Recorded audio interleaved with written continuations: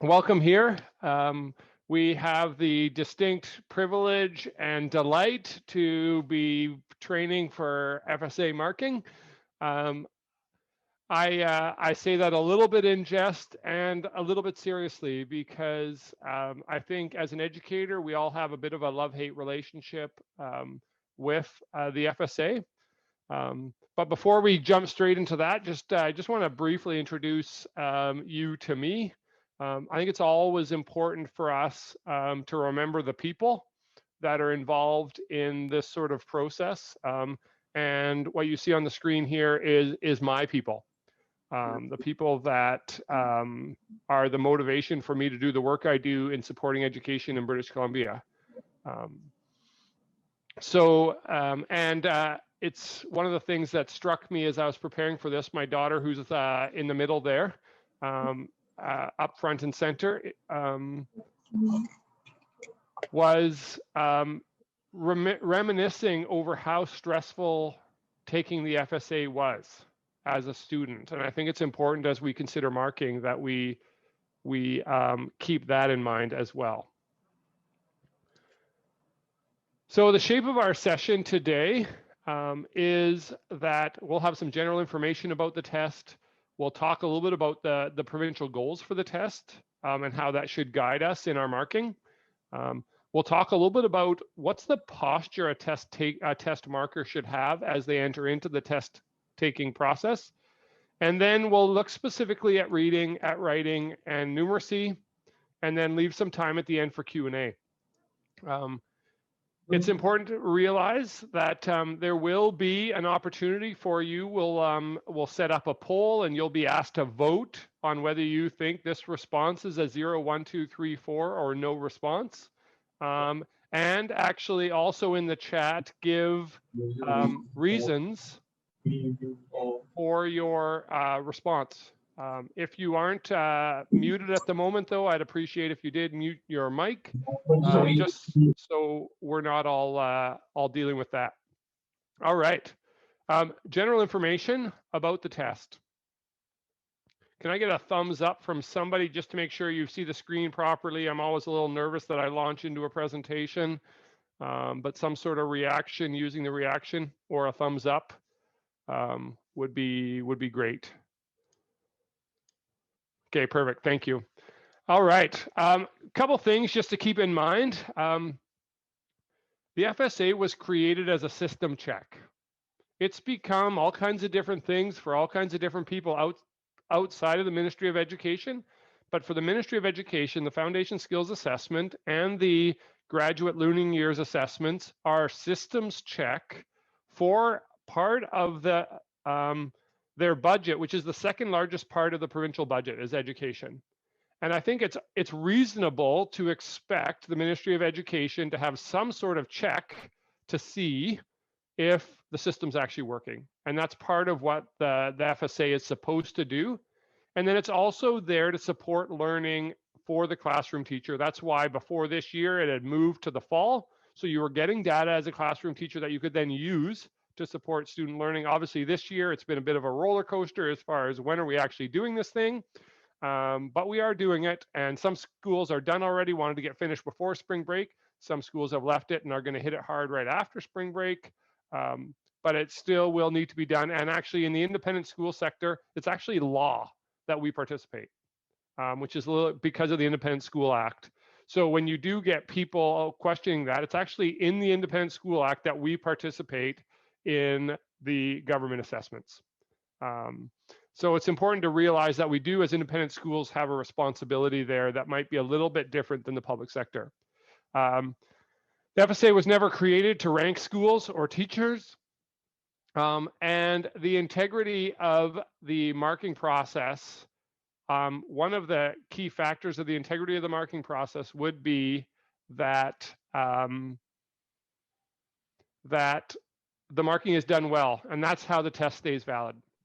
So a question there that it's law and independent, but not in the public sector. It is more explicit in the Independent School Act than in the School Act, but it's in both places. So, but it's just slightly different wording that has slightly different legal implications. but it is expected in both sectors, but it's just plays a more prominent language in the independent sector.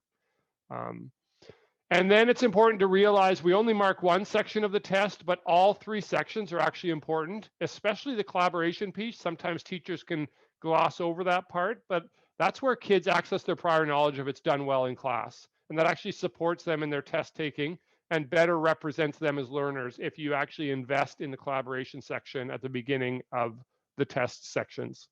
But we're only marking the answering. So some overarching guidelines, and I forgot to mention, I've got the attention span of a gnat. I've got ADD. So if you see me suddenly phase out because I'm admitting someone else or trying to go to the chat, I don't multitask well. So just bear with me. That's just one of the things I bring to this. So I apologize if that's a frustration for you. But as a learner, that's one of the challenges that that I deal with this online format. So a few overarching guidelines for you as a marker. You have to remember everything is marked that you're marking is timed high pressure first draft. And you also have to remember you might be used to giving the FSA, so you think, it's not a big deal. But for kids, especially ones that have any sort of tendency towards perfectionism or some sort of tendency toward anxiety, this is a big deal. And we need to remember that as markers. It's also important to realize that we can only mark what we see. So we're not marking things that we don't see that aren't part of the answer. And we're trying to mark in a way that we're not able to identify whose response it is, which is a challenge in a smaller school. Often we encourage schools to get together and mark together, so there's actually increased validity. But obviously with the pandemic, that's not going to happen this year for the majority of schools. So you want to do things to create as much objectivity as possible, knowing full well that anytime we do assessment, even with a strong rubric, there's a level of subjectivity to it that we compensate with because we're expected to use our professional judgment each day of every day of our job, and that's also part of this conversation. And then if you're in a school that's marking a lot of books, partway through each of the sections, whether it's reading or writing, you want to stop and do a quality control with the other people that are marking with you to make sure that you guys are being consistent and everyone's on a similar page. And we're going to practice that part of it in the second half of this this presentation. Actually, the bulk, it's actually the second 2/3, because it takes a while to get through reading, writing, and numeracy, and there's a lot to talk about in those exemplars. It's also important to realize that we only mark the official responses. We don't put any there's no editing, there's no comments, there's no feedback in this situation, which I know might sound counterintuitive to you as an educator, but the role of this is the only marks we put in a book are in the little square at the bottom of the entry where it says score, and then on the cover there's also another square that represents the mark. Those are the only marks we put in any of the books. And then you will hear me all day long or all afternoon long. You're going to hear the word rubric, rubric, rubric. What phrase are you pulling out of the rubric that makes you confident that you're giving it the right answer? This is all about the rubric. This is using the rubric and our professional judgment to make a decision, but our professional judgment is reliant on the language of the rubric to help us. And it's important to keep that in mind. And then also, just sort of in general, a healthy posture, a way to approach, kind of a way of being as an FSA marker. You have to remember that this is an assessment. This is not a judgment. This is a moment in time, high pressure, timed. We need to keep that in mind and help our schools, help our students, help our communities understand that perspective as well. And when in doubt, we're giving students the benefit of the doubt. So when we get to a situation when we are working on a specific aspect of the rubric, and you're like, I don't know if it should be a 2 or a 3, and you're going back and forth, you are invited to give students the benefit of the doubt and be generous with that. Because we're talking about a first draft that is written in a high pressure situation that is timed. And that's why we err to the side of benefit of the doubt rather than err to the side of punitive. And then I encourage you to mark with colleagues. And so that when you're marking, if you are wrestling with what should I give this student, you're able to slide that book over to a colleague and say, what do you think of this? And you can have a conversation about what do you think this entry is telling you about the student and their ability. And when you do that, this becomes an opportunity for professional growth. And I think that's how we need to be viewing marking, is here's a great opportunity for us to get a deep insight into some aspects of reading, writing, and numeracy for the students in our class or our classes. And then lastly, when we are thinking about our posture, we need to be very aware that we all come to marking with at least a bias. I would argue a whole palette of biases that you just need to be aware of. This is not about eliminating bias because that's actually impossible. This is about being aware of our bias in order to mitigate its impact. For me, and I'll encourage you to actually, if you're brave enough to actually name your bias in the chat. For me, while you're doing that, the sort of three bias that I always am wrestling with, one is humor. If I am entertained by the response, even if it's not on task, I have a tendency to want to assess it higher just because as the reader, as the audience, I've been entertained.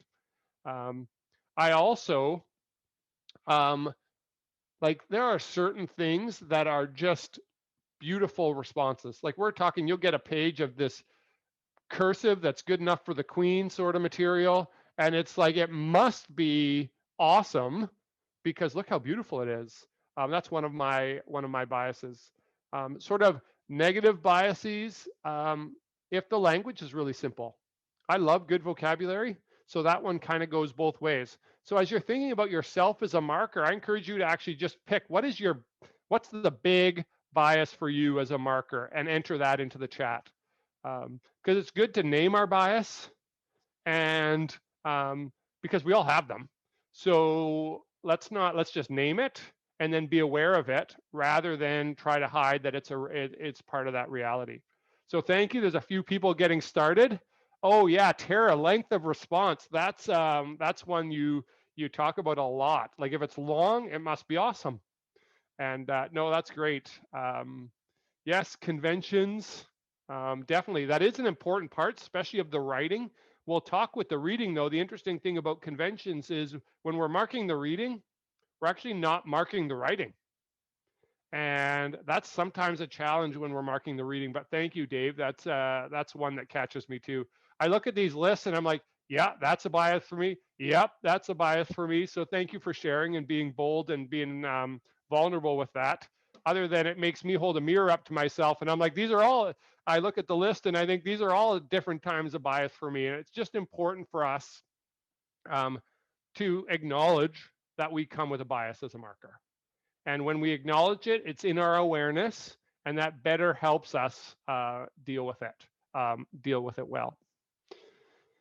All right, so when we're marking the test, there's a few things to consider. Our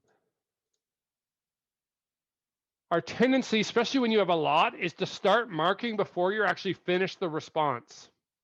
And part of what we do when we're marking the test is actually read the entire response in reading or read the entire response in writing or go through all 2 or 3 parts of the numeracy question before we assess. And I think we're always want to get done efficiently and we run the risk of going too quickly.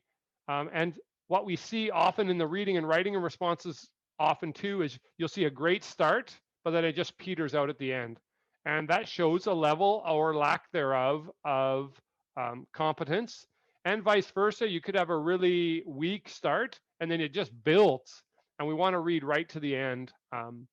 And with that in mind, we need to actually put ourselves in the shoes of the learner. I encourage you, before you mark, to actually think about, what would I put if I was answering this question? I've read those stories. If I had to answer the question, explain how Rachel is affected by the incident with the sweater, what would I put down? What should I be looking for? What could I be looking for from the text?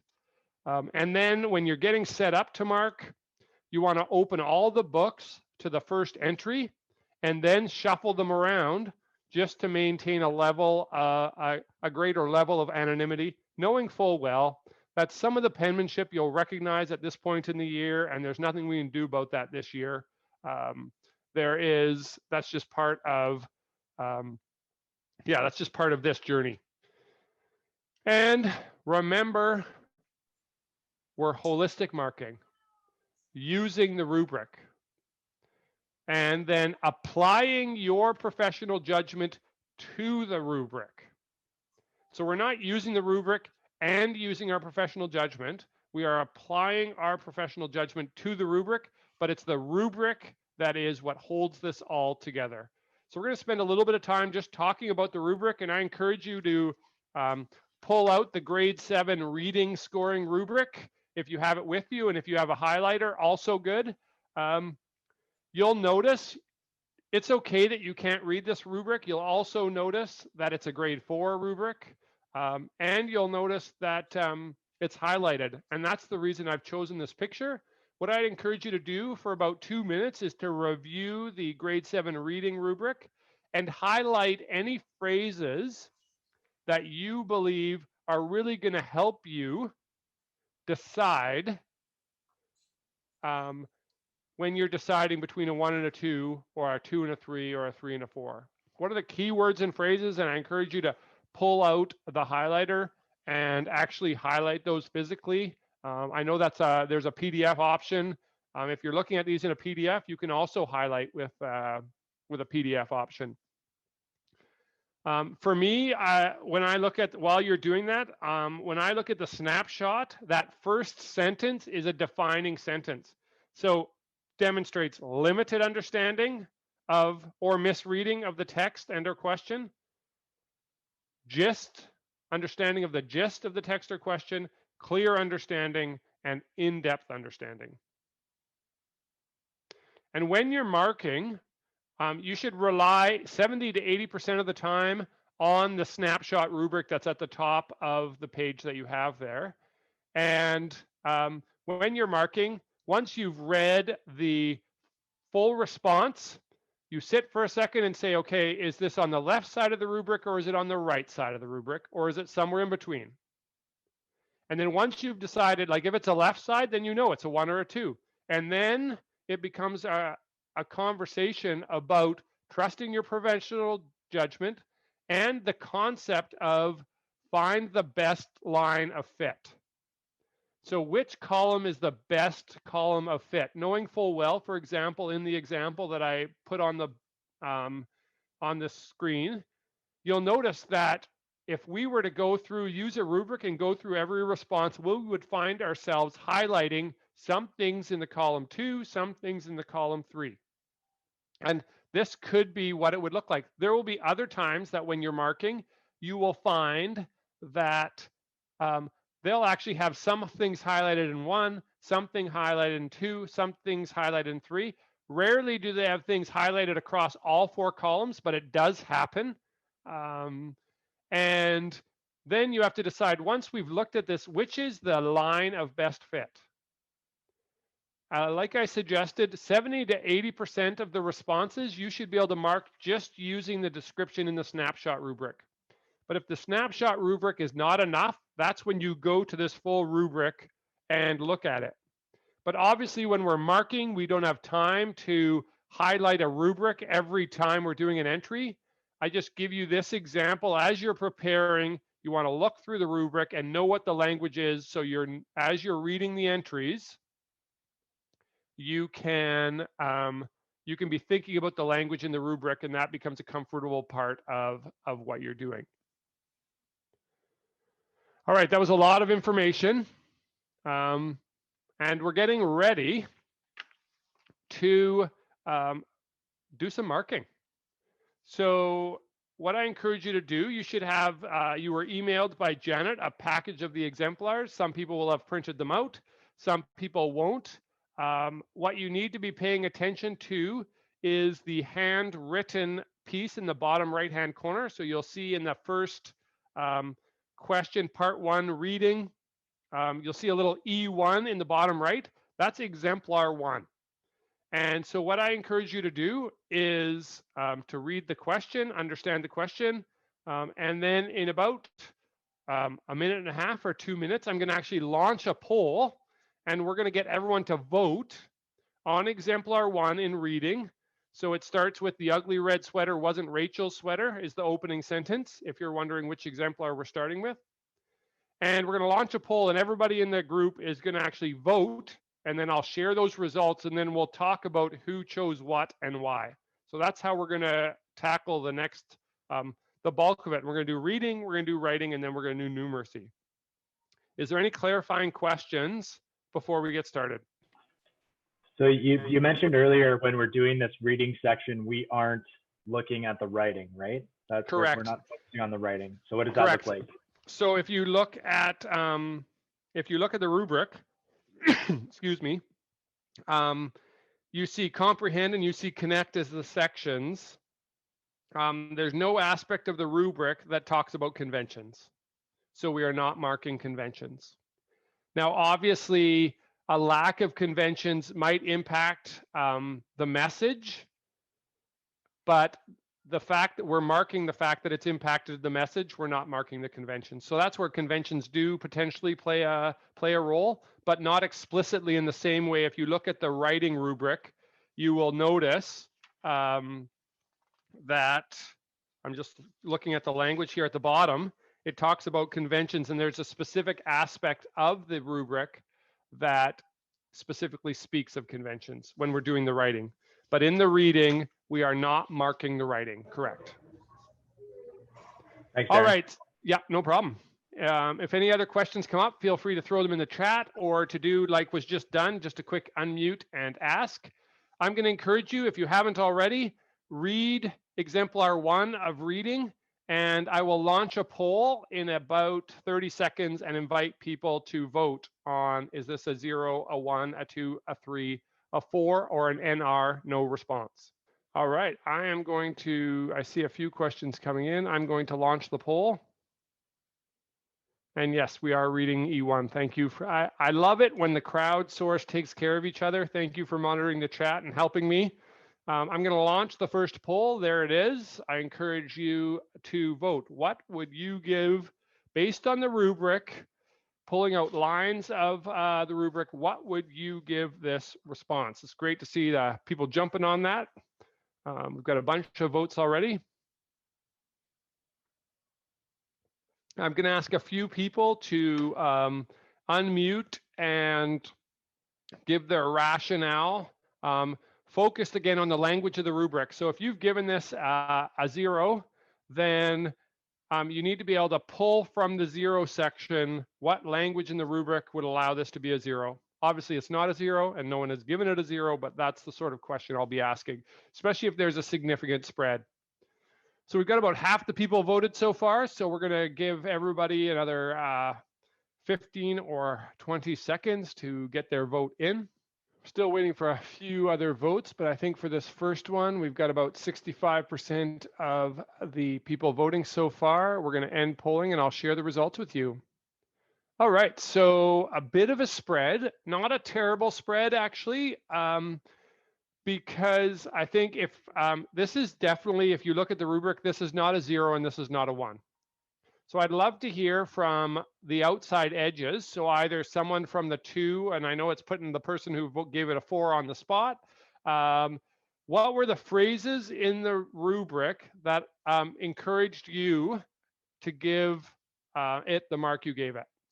I was one of the ones who gave it a 2, and I was looking at like a simplistic way, literal interpretation kind of caught my eye. I found it was a little bit repetitive in places, but it was also like very simple and direct, not a lot of expansion of thought. Great, thank you. I get it. Anybody else? I see a few people adding some things to the chat there about simple inferences. One of the things, oh, sorry, is there someone who? I gave it a 4. And for me, the tipping point was the closing sentence, and that Yes. she then took it back to her age and of the child's age, of feeling like she was 3, which tied in the first part of the reading. So that was the tipping point for me. Yeah, no, and I get that, Diana. I think the writer made my heart ache a little bit with how it was written. When this was done and they were looking at the rationale and they're looking at the rubric, this was actually given a 3, which, you know, it's, and the rationale was there was a clear understanding of the text, identified the main ideas, there was some simple logical inferences, was able to place the main events in order. But I think this is where the professional judgment comes in. We should not see people scoring a 1 on this, like I mentioned. But let's do another one and see, do we get a little bit closer? Do we get farther apart? I'm going to relaunch the poll and we're going to do exemplar 2. So I'm relaunching the poll and we're doing exemplar 2 in reading. All right, we got a third of the votes. The votes are coming in. We'll give everybody another 20 seconds to get their response in. All right, we've broken that 75% barrier, and let's share the results. All right, a little bit more agreement on this one. This was actually given a 1. Limited understanding of the question, locates some details, insight that is not focused on the question. And I think it's important that with the reading, we are marking both their understanding of the question and the text. And that is one of the things that set this question apart. But let's look at exemplar 3 as we continue kind of creating some continuity amongst the group. Let's look at exemplar 3. I've launched the poll. I encourage you, after you've read that, to respond. Again, we're getting quite a spread, so I encourage you to be thinking about what phrases within the rubric are you using to guide your assessment. We're waiting for another 20 seconds or so, and then we will share the results. If we were to be hosting these marking sessions in person, which we do like to do on occasion every few years to make sure that there's enough trained markers, each of you would be holding a little piece of paper with a number on it, and we'd all vote at the same time, and you'd have to hold that over your head and then rationalize and validate your answer. So we're trying to mimic that through the poll, even though I know it is anonymous. So we're going to end the polling now and share the results. We got quite a spread of results. So this is our exemplar 3. If you compare exemplar 3 and exemplar 2, though exemplar 3 is a little bit shorter, it actually has more to offer the question. And for that reason, exemplar 3 in reading question 1 was given a 2. There's clear understanding with no support. Identifies the main ideas. There are some insightful inferences, even though they are brief. This can't be a 0 because there is enough information to be scored. Could you make a case for 1? Yes. 3 for me is a little bit more challenging in this space, but there's a depth to this response, even though it's short, that is intriguing to me as the audience. And that's where it's brief, but you could feel it. Let's do one more. Let's do exemplar 4, and then we'll move on to the second section of reading. So we're going to do exemplar 4, and then we are going to move on to the next set of readings. So I've just relaunched the poll for exemplar 4. All right, about half the votes coming in. We'll give people another 20 or so seconds. One of the things that's interesting with a timed poll as you're marking, it gives you a sense of the pressure the kids are feeling when they're actually doing the test. And it's just a gentle reminder of the things that we take for granted when we put kids in pressure situations. All right, we've got over 80% of the people participating, so I'm going to end the poll and share the results. Again, a bit of a spread, but this is an understandable spread when we are marking because, again, we have a rubric plus our professional judgment. It's good that we don't see any zeros, and it's good that we don't see any fours. When this was marked, exemplar 4 was given a 2, which understands the text clearly, but not the question, just the gist of the question, locates some detail, makes concrete observations. I do, as I look, and hopefully you've seen this as you've looked at your responses as well, this question did allow the writers to express themselves and get an emotional response. Which I think is a sign of a good test. People were able to grab onto the sweater story, and I think that was good. Let's look now at exemplar 1 for reading part.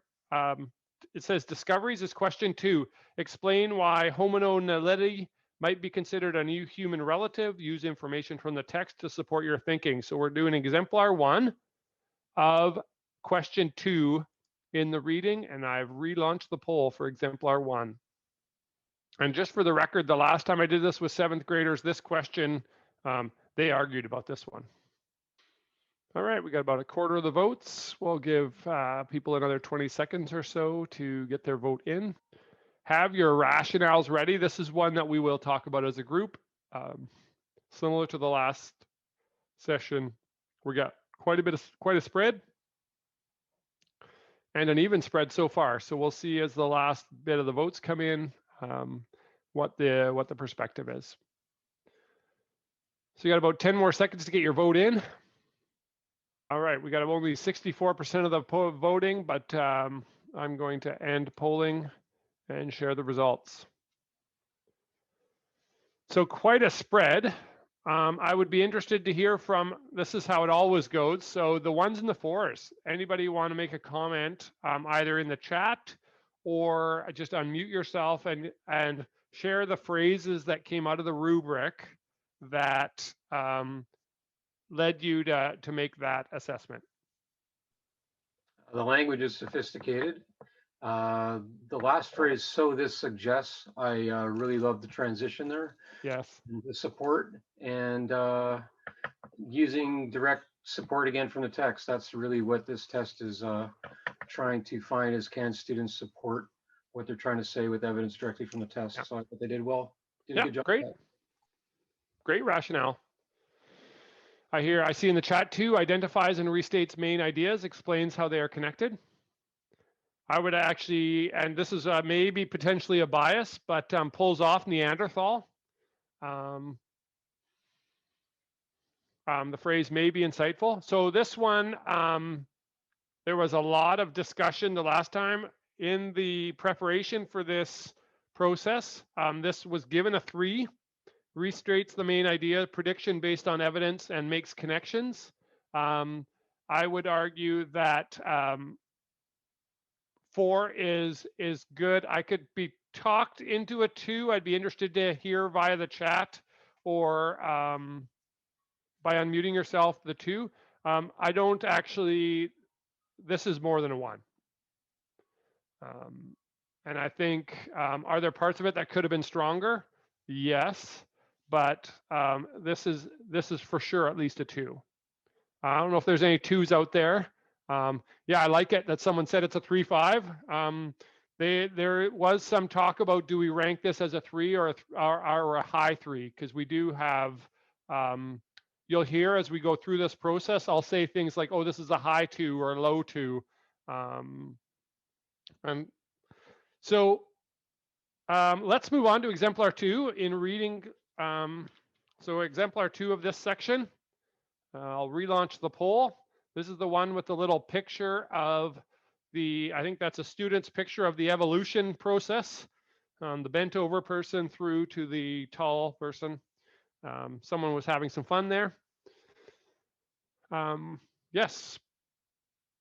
Read and respond. The poll is launched. So this is exemplar 2, question 2 in the reading. All right, got about half the votes. We'll give you another 15 or so seconds to get your vote in. One of the interesting ones, just as we're waiting for a few more votes, about a response like this is when we're doing this in person, you get, you don't have the freedom of muting yourself. Sometimes you get other people responding in a way that you think is ridiculous, and people express that.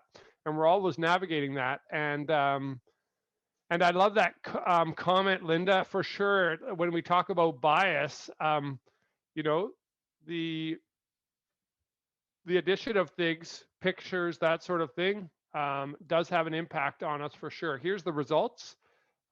So again, a significant spread of responses for exemplar 2.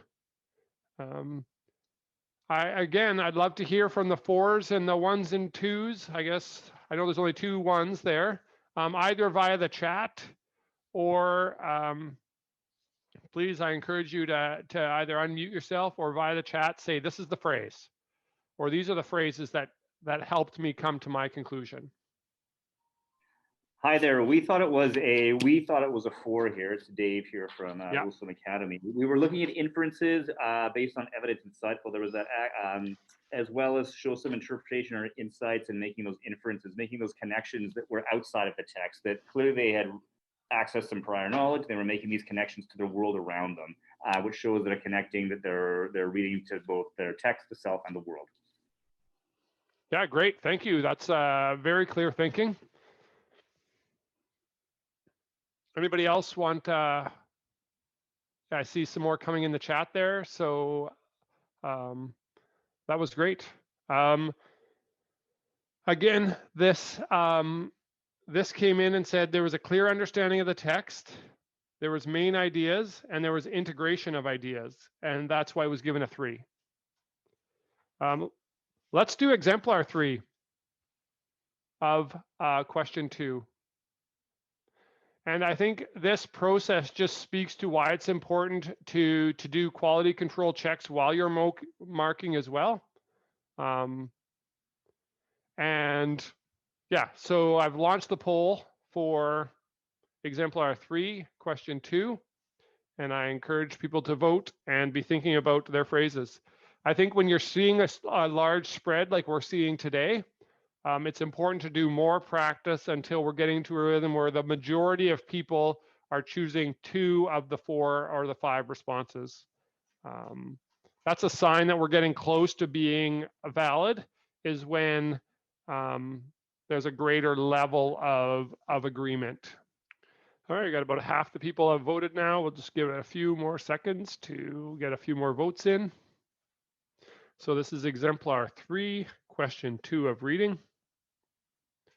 And again, I encourage you to be thinking about the phrases you would pull from the rubric to rationalize your decision. All right, we got over 75% of the votes tallied, so I'm going to end polling and share the results. There are the results. So we're getting much closer with this response. The rationale for E3 was limited understanding of the question, locate some details, make simple inferences, simple unsupported reaction, and for that reason it was given a 1. So that is where we're at with this. Let's also look at, let's jump to exemplar 6 in reading number 2. So let's look at exemplar 6 in reading number 2. And I will relaunch the poll for exemplar 6. Yes, saw your note, Annalise, that, yeah, appreciate that sort of input as well. We We got about 60% of the votes. We'll give people another 15 seconds or so. Perfect, waiting for that threshold. So we're over 70 now. So I will end the polling and share the results. All right, so here were our results for exemplar 6. I would love to, again, continue in the chat like we have, or feel free, if you're comfortable, to unmute yourself to talk about the phrases you used for any of the numbers. What phrases in the rubric reinforced your decision? Yeah, great comment, Annalise. That's one of that wrestling piece. And you basically put the nail on the head. It's like this one lives kind of in that, the line between the numbers. And correct, that's why this was considered a low 3. I see that, Kayla. That's low 3. The main events in order, some insight, clear understanding of the text, but only partial understanding of the question, locates specific text-based information. So excellent job. Yes, it omits details. Yes, and it's interesting, right? Like, I love that comment someone's put there. The last sentence is what pushed it. Yeah, Jessica, for you. And that is that work that we're doing as we're assessing these questions. So great work, you guys. It's important, I think, the key to this is just getting into this rhythm of rationale. What's my rationale based on the rubric? All right, moving on to reading section, question 3. We're not going to do quite as many exemplars for this one because I want to make sure we're done on time, and there's a lot to go through still. We're going to do the reading, and then we're going to take just sort of a 5-minute sort of health break, and then we're going to do the writing and numeracy. So let's do exemplar 1 of reading question 3, where we're comparing. And again, make sure you pay attention to the question and what's in the little box there.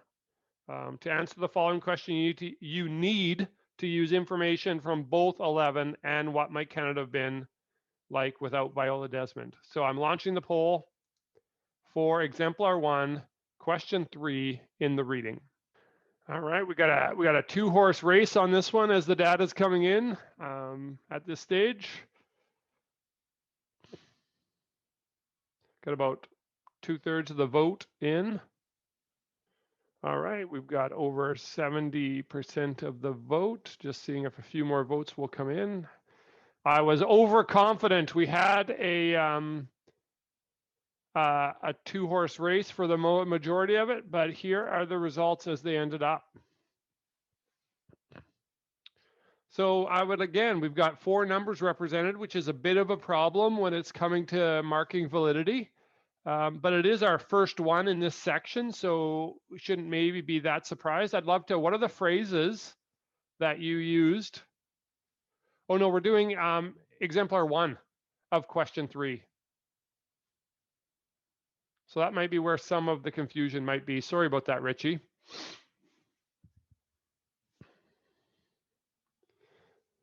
Anybody want to give their rationale for why they gave the mark they did for exemplar 1, question 3 in the reading section? I'd say it's because the student answered the question. So there's a comparison of both characters, Rachel and Viola. There's also 2 aspects on which they are compared. One is the standing up and not crying. The other is having a principled refusal as compared to just kind of caving in. So it met everything clearly to me. Yeah, great. It's a great rationale. In the interest of time, this needs to be in the 3-4 range, I would argue. It is the rationale, clear understanding of the text, gist of the question. There was no personal reaction piece. Supported thinking with details, main events in order, and explanation. This is, as you're thinking about that whole proficiency scale, this is a proficient response and needs to be honored that way. Let's do exemplar 2 was an interesting one. Let's do exemplar 2 for in section 3. Yeah, that's a great point, Darren. I like that. That 3-4 range is where we need to be on that last question for sure. And there's that wrestling. So thanks for that clarification. All right. So exemplar 2, question 3. Sorry, exemplar 1, Veronica was given a 3. Sorry. So we're all looking at exemplar 2 of question 3. And we got about just about a half of the people entered the poll already. We'll give people a little bit more time.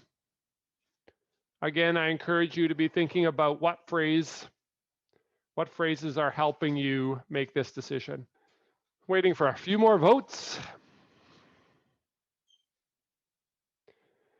Yeah, I love that in the chat you're naming some of those, the natural biases. I think it is how you're actually feeling on a given day. We actually often encourage people not to mark after school. In our association, we encourage principals to actually give teachers release time and pay for a TOC, so that they, even if it's just a half a day, so that they can mark in the morning when they're not tired. So there's a better chance to give people the benefit of the doubt. All right, so we don't have quite 70% voting, but I'm going to end polling on this one and share the results. Here are the results for exemplar 2, question 3. So yes, good clarification there, Richie. I appreciate that. Exemplar 2 was given a high 1, gist of the text in question. It could have been a low 2 as well. It can't be a 3. And it also shouldn't actually be a 0, because there is a response that is somewhat connected to the question, to the task. But we're right where we need to be with this one. Let's skip exemplar 3 and go to exemplar 4. Exemplar 4, relaunching the poll for exemplar 4, question 3 in the reading.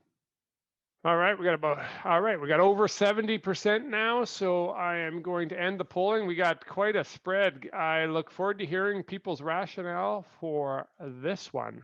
So there we are. I would be interested to hear people's feedback on, or questions they have of other people in this situation. What are the I love the it can't be a 0, but maybe a 0.5.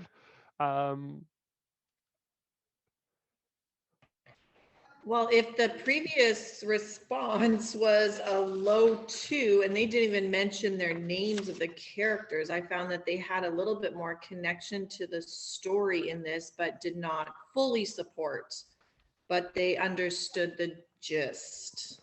Yeah, that's a good rationale.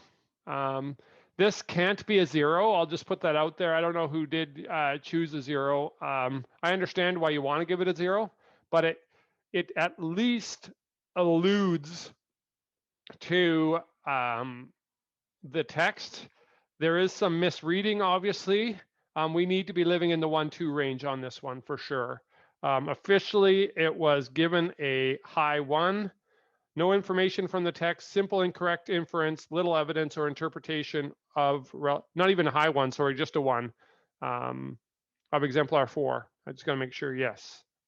Let's do one more, exemplar 6. Exemplar 6 will be our last one. It is in response to the other question, so it's good that we touch on this. So exemplar 6, this will be the last reading one, and then we'll take a 2 or 3 minute break to get water, go to the bathroom, those sort of things, and then we will continue with the other aspects. All right, I'm going to take silence as the fact that we need a quick bathroom break. It was given a low 4, high 3. In-depth understanding, differences have depth, little similarities, subtle relationships among events. So 3 or a 4, I think, is appropriate in this response. So quick question, when you say a low 4 or a high 3, what score do they get? So that's where professional judgment comes in. Okay. So in this situation, if I'm marking this one, I'm giving it a 4. But Okay. I would not have a hard time with anybody saying it's a 3. I'd want to argue with the people that want to give this a 2. Yes. I'm imagining sitting with my colleagues is what I'm saying. And we're having this conversation. And I'm like, let's go back to the rubric. Why are you saying like, whereas if I'm sitting there and I gave this a low, I'm in my head, I'm thinking this is a low 4. And Joe beside me says, yeah, Darren, I think I'm actually going to give it a 3. I think it's a 3. I'm like, okay, I get that. If Joe came to me and said, Darren, I'm actually going to give it a 2, I'm like, okay, time out. Let's go back to the rubric. I want to have a conversation here. Okay, thank you. That's that sort of process. So yeah, and just some ideas about how to process that in the chat, which is great. So it is 2:05 right now on my clock. Let's take a 4-minute break. Let's be back at 2:09 so we can do a few of the writing. And then, so if you're sitting around waiting for me to return, feel free to take a look at the writing rubric, this writing scoring rubric in preparation for a start. And let's go 2:10 now because I've talked long enough that it's now 2:06. So we'll start again at 2:10 and we'll do a few writing and then jump into the numeracy. See you all in 4 minutes. Great conversation in the chat as well. I'm glad to see that. There are some challenges that come with this. So we're going to transition to writing now. Let's take a quick look at the rubric again. I encourage you to be looking at what are those phrases that are helpful. I think the snapshot rubric is really helpful in this space to help us decide, because there's a little bit more information in the snapshot for the writing. So just I encourage you to also remember that our process is first to say, once we're done reading the response, is this the left side of the rubric, the right side of the rubric, and then is it a 3 or a 4 or 1 or a 2, or is it in the middle? That's sort of the process we're thinking here. I do want to do exemplar 1. I know this will go a little bit slower because this is where, when we're doing in-person marking and we're marking, sometimes thousands of books in a day, the grade 7 markers are usually ahead until we get to the writing, and then it just bogs down because it just takes so much longer to process these. So it's going to take a few minutes for people to get through them, but we are going to do exemplar 1 of the writing. That starts, this past year hasn't been great. And of course, the writing prompt you have in your book, it's important if you're going to mark this, you know what the writing prompt is. I don't have it in front of me, but I believe, obviously, it's called Advice to Me. I can't remember, someone read it out loud last time, but I forgot that piece of paper in front of me. But so just quickly review the prompt about the advice that you give to someone. If you knew you can read the prompt, and we're going to do exemplar 1. I'll launch the poll for that. I know full well that it'll take a few minutes to get that done. Yeah, perfect. Thank you, Annalise, for putting that in the chat. If you don't have the prompt, Annalise put that in the chat. Thank you very much for doing that. Again, there's a little bit of disagreement, so I encourage you. It's all within the range of healthy disagreement, I would argue. But I'm going to end poll and share results. Thank you, Darren, for sharing that, because that's right where we need to be. The rationale, where the ideas are focused, organized, and elaborate, may use humor to draw comparison. Purpose is clear, but there's errors in spelling, etc. And so this is definitely better than a 2.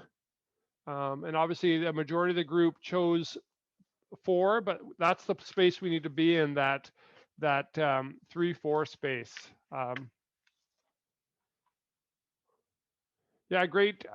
For sure, Billy. That's where I was too personally, but I also very much got Darren's rationale for this.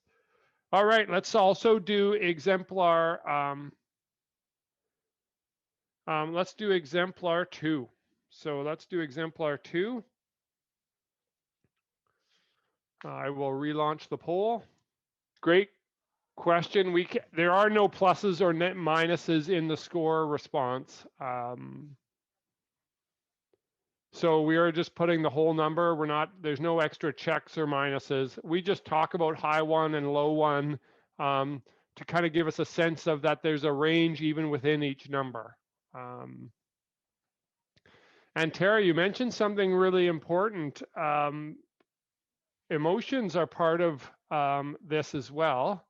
And I agree, like as I was preparing for this too and reading some of these responses and having teens myself as a parent, kids have been through a lot.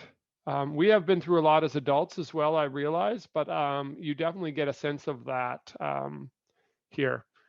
All right, we are still, we got a pretty good response so far for exemplar 2. So I am going to end the polling and share results. All right, this is where we ended up.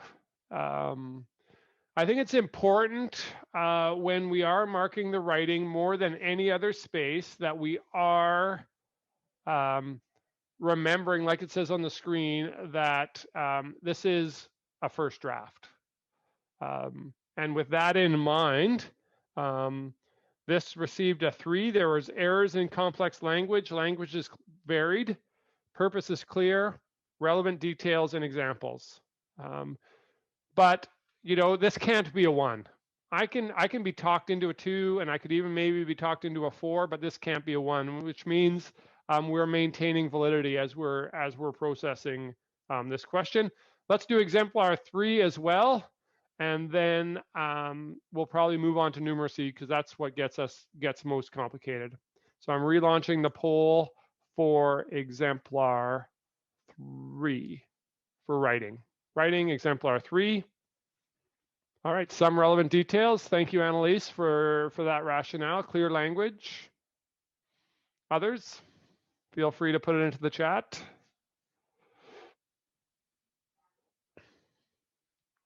Yes, other important, generally straightforward. That's good. Little sentence variety. Yes, that's also part of this one. In the assessment in prep, this was a low 2. So I think, the 1s and 2s are where we need to be in this range. And giving the same sort of rationale as were given in the chat. So that is excellent. All right, so I want to transition to numeracy because when you're doing this in person, when you're doing the marker training in person, if there is a section that is going to cause any sort of angst and consternation, it's the numeracy section. So what we're going to do now is I'm going to actually give you 8 minutes between now and 2:30 to actually do the questions. So I'd like to actually encourage you to take the time. You might need more than 8 minutes, but that's all we have today. So I encourage you to actually do the questions on a separate piece of paper, look at the question, do the question, so that you've experienced these. And then we'll begin with exemplar 1, question 1 at 2:30. All right, just as you are finishing up your solving of these questions, there's just a few things I'd like to talk about. When you are marking with your colleagues, where often some of the conversations can get where there might be disagreement. You can see the bullets there on your screen. It's in those spaces. Can you get 4 with an incorrect final answer if you've shown deep processing thinking and made a small computation error? And if you look at the bottom of, sorry, I'm looking at the wrong rubric here. If we pull out the numeracy rubric, there is there is that little phrase, free from errors, in the second box in column 4. But that, remember, we're always looking for column of best fit. So if a response has everything else in 4 but has one small error, then again, we're looking at column of best fit. So who knew calculating getting a skateboard was as complex as it is? But we're going to invite you to look at exemplar 1 of the numeracy section. Question 1, exemplar 1. I'm relaunching a poll, and I will give you the opportunity to respond. All right, we only have about 65% voting. Some people might still be on a break. Here are the results for exemplar 1 in numeracy.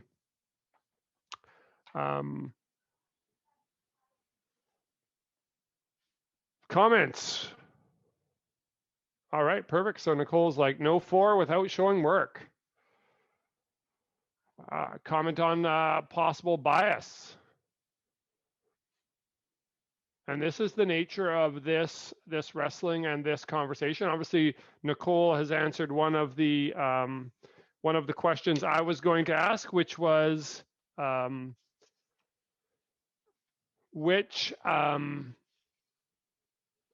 could they have done better? I would assume that they were living with a calculator, but we don't know for sure. And this is one of those tough ones because the section B, it doesn't say that it has to be the most efficient way. It just has to be a way. And the way she or he has done it is works. So this was, when we were preparing, given it a 4. Student demonstrates advanced ability, approach is effective, reasoning is evident and clear. Did it include all of the computation? No, it did not. And I understand that. And that's one of the wrestling markers need to do. This cannot be a 2 or lower. That would be almost FSA marking malpractice if exemplar 1 in numeracy 1 was given a 2. All right. Let's talk exemplar 2. I'm going to relaunch the poll. There is the poll launched for exemplar 2. If you're done voting for an exemplar 2, the next exemplar we'll do is actually exemplar 5. So if you're done doing exemplar 2, the next exemplar we're going to do of question 1 in the numeracy is exemplar 5. All right, as people were wrestling with this one, here are the results for exemplar 2. Love to hear in the chat or via unmuting yourself. What did you pull out of the rubric that helped you with this assessment? I found it to be clear and well presented. Okay. Great. So in this situation, this was considered a low 4, advanced ability to view the situation mathematically. Once errors, but they were small and didn't get in the way of the understanding, and the strategy was appropriate. Let's move on to exemplar 5. As I look at exemplar 5, part A is a miss because he didn't spend $60 on a skateboard. Part B is interesting all over the place and not perfect.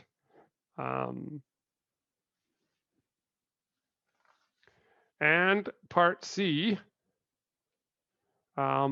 is based on his information, theoretically correct. So that's where this is a tough one. This, if there was going to be marking that's going to numeracy marking that's going to end up in a fist fight, this is the type of question, because this participant started off wrong and continued on a trail of wrong, and had a little glimpse of hope at the end. So in the assessment here in preparation, it was considered a high 1, low 2. Basic ability represented, approach is ineffective, reasoning is partially absent, and limited representation. I find 3 tough on this one because of how all over the place it is. I think we need to be in a 1-2 range on this one. Maybe I could be convinced of 3. I haven't seen any rationale in the chat that gets us too close there, but it's definitely not a 4. Yeah, sorry, go ahead. Yeah. I'll find a 3. We're trying to test numerical skills. Do these students, can they think numerically? And this student shows obvious numeric ability. Are they off? They've made mistakes? Yes, but they are thinking in a numerical sense, and they have lots and lots of evidence that they can do it. They need to correct, obviously, some places. So that's why I would give it a little 3. Yeah, love it. Thank you. Perfect. No, for this question, I think the first part he did wrong, but rest he did all right, like getting the allowance and money for the odd jobs and dog walking. So it added up to 348 because he did the first part wrong. So he couldn't answer the last part, right? He doesn't have enough money, right? So I think the second part, which is more of that permutation combination kind of thing, he has did that one right. So I think that is why I think I will give 3. Yeah, awesome. I love it. And that's where, that's the process. And this is where we have the opportunity to develop professionally and have those conversations and be able to wrestle with that. So thank you very much for being bold, you two, and saying, look, I actually disagree with you, Darren. It's perfect. But can I just because they're using numbers, it's got to still make a little bit of sense. No, but he is using, like, if he wrote like there are 7 weeks for 7 allowance time, so he is multiplying 7 with 12. So that is logic, right? And then it is dog walking for 24 days, multiplying by 5. That is the number of days he is doing that particular job and getting the money out of that. So he has that sense. According to me, I will see that maybe the first part he misunderstood. He is not very clear with the percentage thing. And he took that 500 instead of 253 kind. So otherwise, I think he has the reasoning and the work shown. And the beauty of professional judgment in this space is we're allowed. And I think this is, this is one of those dynamics. This is one of the tensions. I joked about numeracy coming to blows. I'm glad we're choosing to settle on the chess or chessboard or the basketball court rather than. So it's good. Let's move on to. I'm excited to do exemplar 7. Let's take a run at exemplar 7 now, and let's see where that goes. And I know it's maybe not fair of me to say, but this is why I like doing this with the grade 7 teachers. Let's be realistic. There wasn't quite so much personality in the chat with the grade 4 teachers at this stage. But let's relaunch the poll. We're doing exemplar 7. I have a question, and I may just be looking at this wrong. But in question 1, it gives a date of November 18th. Question 2, it says for the months of October and November. So if a child goes to the end of November instead of stopping at November 18th, you can look at it both ways. So how does this get marked? Those points go together. You'd have to put those points together as you're thinking. So when you say for the month of November, you have to limit it to 18. If a child goes past and has more information than they need, that doesn't necessarily mean they need to be penalized. Is that helpful? Yes. For this question, I think he deserved 4 because he got the money up to in November 18, enough money to buy the skateboards. And then he just kept working and have some money to save, right? So I think I will give him 4. He is too thorough. He is thinking out of the box, not like just answering that FSA question. Okay, and we're just waiting for a few. So we're doing exemplar 7. I'm ending the polling. This is the results we have so far. So again, a bit of a spread. That being said, when we were, once you navigate through all the information, like part B makes me smile because he's also saying, hey, you need 2 hours for this. You need to be able to sleep. You need to be able to do this, extra information. But there is logic to his response. So I agree. We need to be in that 3-4 range for this one, in my mind. So that is great. Proficient, so the words that kind of describe this: proficient ability to view mathematically.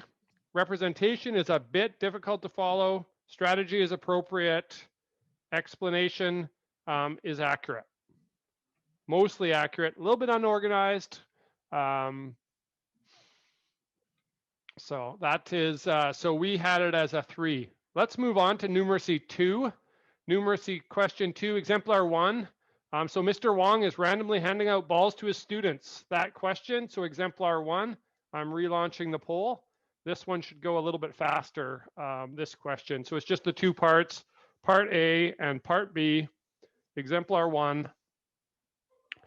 The part B, as people are finishing up, just so you're aware, part B of this question actually caused quite a bit of consternation, because what is the smallest possible number of balls that could be in the bin? There are a number of kids that had some problems with that question, and whether every color had to have more than one. And that caused a whole bunch of consternation, even though officially it would not in part B. But that did cause a bunch of consternation for some students and a few teachers as well. So we still only have about half of the people voting on this exemplar 1. We'll give it a little bit more time. All right, I'm going to end polling, share results. This is what we've seen so far. Exemplar 1, I would love to know what they might have been able to do better. So I'd love to hear from the 2s and 3s. This was given a 4. Advanced ability to see the situation mathematically. Representation is effective. Reasoning is evident and clear. How about exemplar 2? Exemplar 2. Relaunching the poll for exemplar 2 of question 2 in the numeracy. All right, the votes are coming in. We've got about a third of the votes so far. The first 11 votes all agree. We'll see if we can keep that track record going. Yes, so part B, it's not, there are smaller numbers, so how can they get credit for it when it's not the smallest? However, the thinking that they used does, I'm just playing devil's advocate here, because this actually did end up as a 3, a high 3 and or a low 4, people would argue, but advanced ability to see the situation. Representation is effective. The reasoning is evident, but there are errors on the final step. So again, that column of best fit here puts this clearly in that 3-4 range. Okay, I don't understand that, because, and this is an English major teacher speaking, so I don't understand his mathematical thinking in part B. Like, where does he show where, like, how he's in those numbers? So so this person pulled a guess and check and started with set 25. That didn't work. So went down to 24. That did work. And they were like, oh, that seems that seems like a good number. So they were able to do all of the thinking, but they didn't follow through and actually see if there was a smaller number. So that's where, you know, it lives in the 3-4 range rather than the 2 range in my estimation. So, but I don't think it should be 4, because that is, even if it is trial and error, it is not like the exact answer.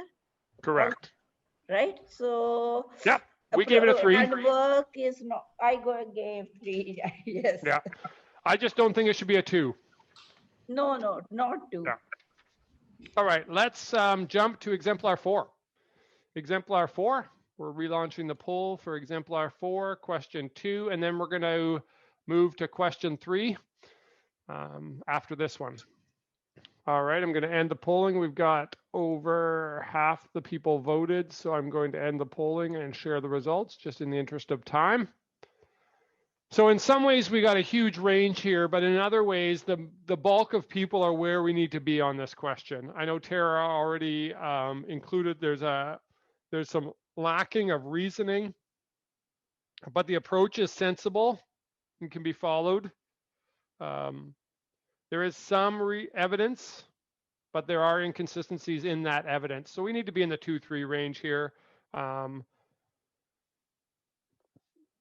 High 2 was kind of where we left this one. Low 3 could be a 2 or a 3. I don't think it belongs in the 1 or the 4 category. This by far was, when we're preparing and doing this work, that second, this final question was the one that, the first question and the third question were the one that caused the most consternation among the markers as we were going through this. So let's take a look at exemplar 1. Darren? Yep, go ahead. So exemplar, the one we just did, exemplar 4. Yeah. Should I hear a reasoning of why it would be a 3 and not a 2? Exemplar 4. It said that was considered proficient ability. The approach was sensible and could be followed, but did not result in a clear, what is the language in, does not lead to a completely appropriate solution. So that's the line there. There is no approach. There's nothing explained. I mean, slightly in the first part, but I'm just okay. Pulling it back. Okay, thank you. Sorry, yeah. So we're talking exemplar 4, correct? Yes, thank you. Yes. So there is some approach in the first one. The second one, you're right. It is, they could have been pulling their numbers out of their head, and they had an incorrect, but they were able to do the math there. They just, again, had a wrong number like the one previous. Yeah, but second exemplar and this one are exactly all same. It is just, this is more closer to the 12, right? The other person was yes. At, I think, 24. So that is why I think I will give 3. He got a number 16, which we can have 75% as a whole number, not like decimal one. And then blue and red also, he distributed like blue more than red. Right. This is the opposite. Sorry, Naveen, go ahead. No, so that is why I think that I will give 3. So because not explanation or the smallest number was not given, it was 16 instead of 12. But the 75% of 16 and blue should be more than red. All these are satisfied with this answer. So I think he knows that much. Sometimes they just do it on the calculator or in their head also. Yeah, and I think that's where we have to go back to the rubric, and that's where it is, this can't be a 1 and this can't be a 4. That's, I think that's important.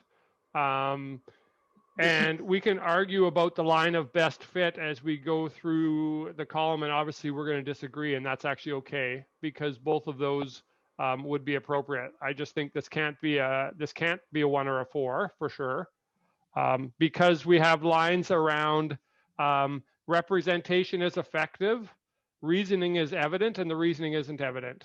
No reasoning is there. That being said, the analysis of the solution is correct, but not sufficiently supported by work, and we live in that dynamic for part of it.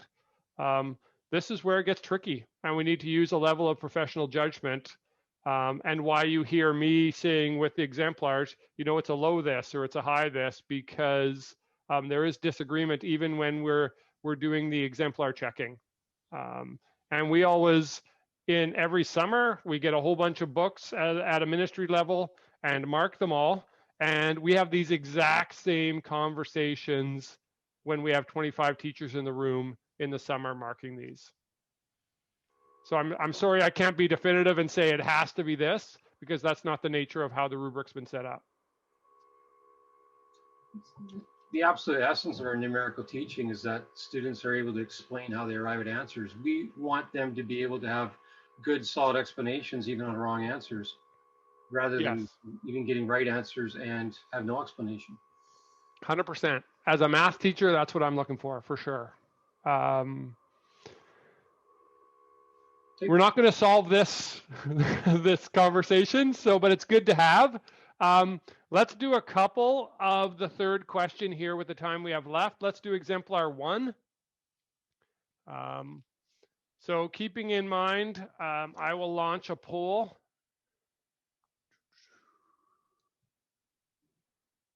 For exemplar 1, question 3. The students and staff at Happy Valley School design a living plant wall for their school. Show all the possible rectangles that can be made with 36 boxes. The reasoning is partially explained. Analysis is present, but not well supported. Strategy is chosen, but there are omissions. So if we're doing that on the rubric, we're looking at that. Obviously, this is when we're thinking about, are we on the left side, or are we on the right side? We're on neither. We're somewhere up the middle. And we are wrestling with, is this a 2 or is this a 3? That is what we're wrestling with this question. Let's go to exemplar 4. Exemplar 4 of question 3. There is, in part A in the photocopy on the left there of that tall, skinny, the long skinny box, it does 0.5. It just got photocopied off. So it looks like 1.5, but just that's one clarification for you as you're processing exemplar 4.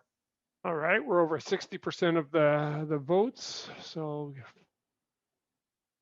we are ending the polling and sharing the results. I would love to hear why this isn't a 4.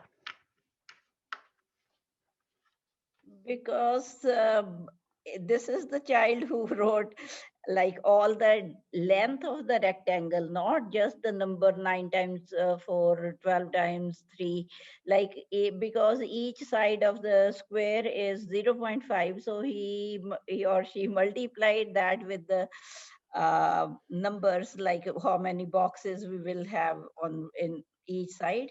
So that is why this person is clear about what is the question. Question was what are the lengths of the each length and width of each rectangle. And second part also he is right. So that is why I think there, according to me, I don't think there should be any the chance of 3. Okay, thank you. Others? This was given a 4. It's advanced ability. The approach is effective and was argued easy to follow. It just went with, it had included the units rather than the number of boxes. Reasoning is evident and is well presented. Is it presented differently than the other ones? 100%. But it's a 4. Let's do one more. Exemplar 5. That's a bit of a different one. Let's close out with maybe we should have closed out with exemplar 4 because of the type it was, but let's look at exemplar 5. as our final one.